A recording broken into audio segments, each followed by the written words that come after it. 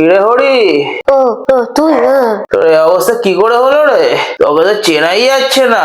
ও বাবা, আর বলিস না রে ভাই, দুদিন একটু গ্রামের বাড়িতে বেড়াতে গেছিলাম, তো সেখানে তো দিদাকে গিয়ে একটু কাজে হাত লাগিয়ে দিচ্ছিলাম। এই যেমন ধর একটু সবজি তুলে দেওয়া, কাঠ জোগাড় করা, তারপরে যেই না ঘুঁটে দিতে গেলাম, আর যাই কোথায়।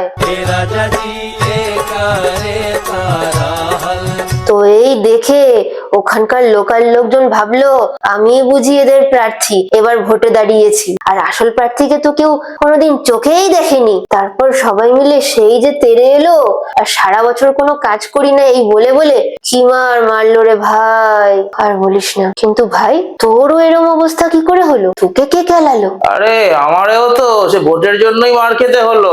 ও বাবা, কি ব্যথা! সে কোন প্রার্থী সে খুর দিয়ে জনগণের দাড়ি কামিয়ে দিচ্ছিল, আর আমি তো সেলুনে ট্রিমার ইউজ করি। সেই দেখে সব লোকজন আমার দিকে এসে লাইন দিল দাড়ি কাটার জন্য। সে দেখে ও বেটা ভাবলো আমি ওর অপোনেন্ট, আর ভাবলো আমি ওর সব ভোট কেড়ে নেবো। তাই দেখে ও বেটা দল বল নিয়ে আমায় কেলিয়ে একদম পাঠ করে দিল রে।